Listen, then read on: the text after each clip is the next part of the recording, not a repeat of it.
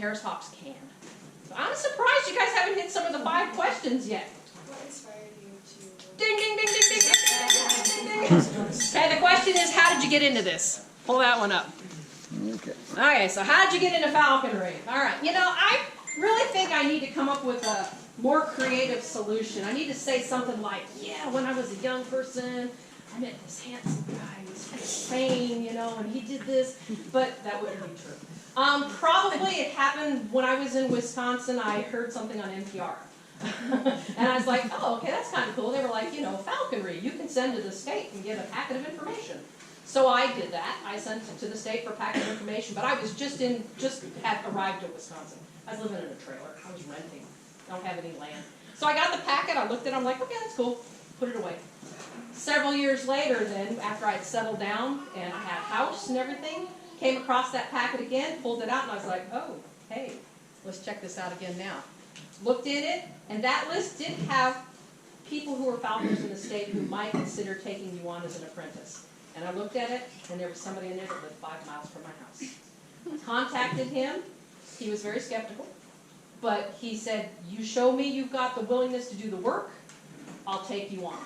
So I did it, he did it, and here I am. So, yep. Why? Why falconry? Why did you decide that you wanted to do it? Why did I decide to do it? Do you like going out and watching wild animals? Sometimes? Anybody here like bird watching? Huh? I know a deer hunt. Anybody like bird watching here? Yeah? So, and also like getting a chance to see other wildlife?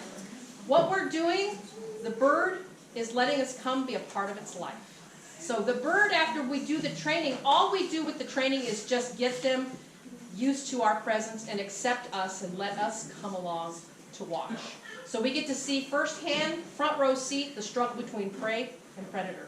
And predator does not always win. In fact, most of the time predator doesn't win.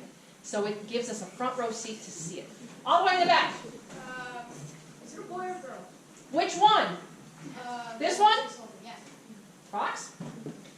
This is a female kestrel, and kestrels are one of the few species of raptors that you can tell the difference between male and female just by looking at them. You can see she's got these beautiful tiger stripes on her tail and back, and striping on her chest. The male kestrel has a very blue color to him and an orange cap, so they look different male to female, so it's very obvious on these. And this little bird is still very young. She was hatched this year. She's still got little tufts on her head from her baby feathers.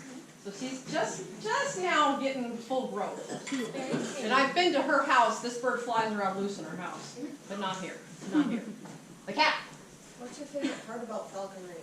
Favorite part about falconry? Gives me something good to do in the wintertime.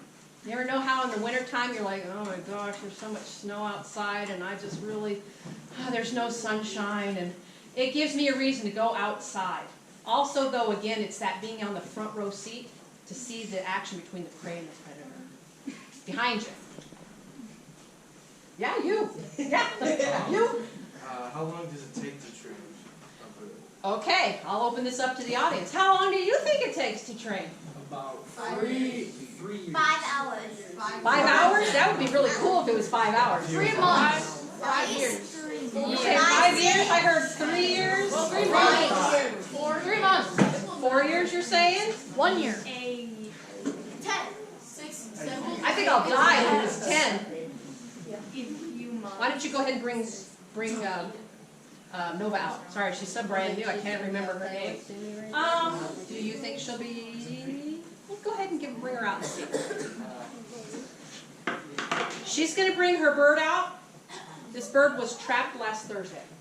So this is a brand new falconry bird. So she is not even a week off of training. If all goes well, this bird will be hunting free in about 2.5 weeks. 3-week window. I said 3 weeks. 3-week window. Did you say 3 weeks? I said 3 weeks. All right, I'll give you a piece of candy for that. Did he say 3 months? She says 3 months. I said 3 weeks. I got plenty of candy to spare, though. Go ahead and have to help yourself. Yes. Yes, you can. Now, there's not a whole lot. He asked, do I get a connection with the bird? There's not a whole lot going on in their heads. Not really. There's a lot of software in there for killing. Not so much bonding, but you bond with your bird. You certainly get attached to them. I have been doing this since 2002. I have had, gosh, I don't even remember now how many it's been, 18 different birds, maybe more. And I have lost a few of them to accidents. And yeah, it hurts for me. So yes, you do bond with your bird. The bird, though, they don't really care. Not so much. Not so much. So she's bringing out this bird. If this bird gets a little nervous, it's a possibility. So this is a juvenile eastern red-tailed hawk. She was trapped at 1340 grams, which is 2 pounds, 16 ounces, about that.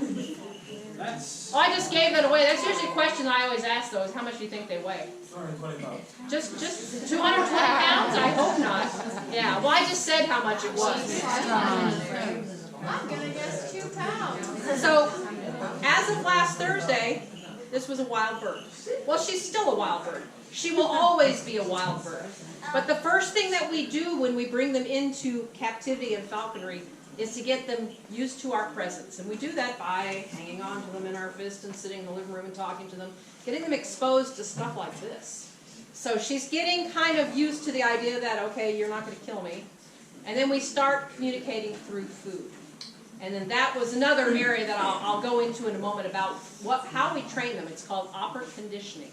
And I will give you an example of that in just a little bit. The 5-hour young lady right here? Oh, yes, you. What was your question? No, you. I don't even know that. What was your question? Do you do this for like fun, or do you do it like For a living?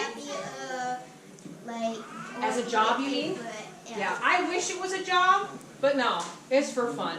There are a few people who can do it as a job. There's some folks out east west probably, that use birds for abatement, which be then to get, other birds that are like bothering crops and things, or maybe you had heard Rochester had a problem with crows. Sometimes they use them in towns to help get the crows out. So there are a few people that make a job out of it, but not very many. It's mostly a hobby. Mostly a hobby. Back. Yes, you. Yes, no, you. You who's looking behind you. Yes, you. Yes, you. Me? Yeah. Do you rescue the birds? Nope. These birds are perfectly healthy when we trap them. So, well, mostly.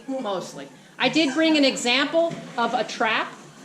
So what we do, once we have a permit, we have to have a permit first. We're only trying to trap the first-year birds, which pretty much is what we're going to catch anyway as first-year birds, because the adults, they're kind of wary of people. They've learned to stay away from people. So we go out looking for a juvenile bird, and we use a trap like this, and it usually has a rat or something inside of it. And if you can see, there's nooses on top of here. So reach your hand out. Reach your hand out, and then I want you to just kind of strike and go like this on this. So fast. There you go. See? Do it again. See? Now I got you. I caught you. See? That's how that works. That works very good. I put the trap out, the bird sees the rat, and they're like, oh, dinner, dinner. And they get caught. So that's how we catch them. How long does it take to get them out? Get them off the trap. Not that long. Not that long. Especially if you have 2 people. When we saw this bird last Thursday, and we've been driving around a lot the last week, like 7 days we got together from sun up to sundown looking. There weren't very many passage birds. That's what we call this, is a passage bird.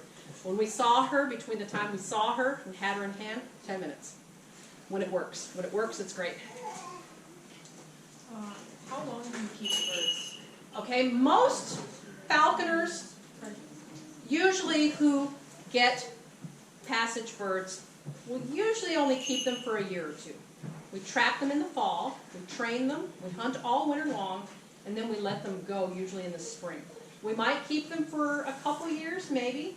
Very rare that people will keep them for their life. And also it's because once they get to be about 2-3 years old, then their behavior kind of changes, because then they're mature.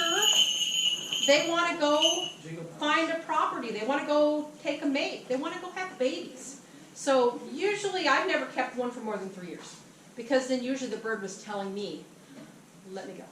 So the nice thing about these birds, when we trap them as passage birds, which is what this is a bird already independent of its parents. Birds have something that's called imprinting that they can do, where they learn from a nest what their parent is, and their parent is whoever they see at the nest. But these guys have already been grown up. Their parent is, they're no longer in the nest, so they know they're a hawk. They won't confuse themselves with people. So they're out on their own. So they continue to be a wild bird. They could be released back to the wild, and they're just fine with it. There is a falconry technique that's called imprinting, which you can then take a nestling. Now, this bird is pretty close to being imprinted. Not 100%, but pretty close, because this bird was taken from the nest. I'll let you tell about stormfly here.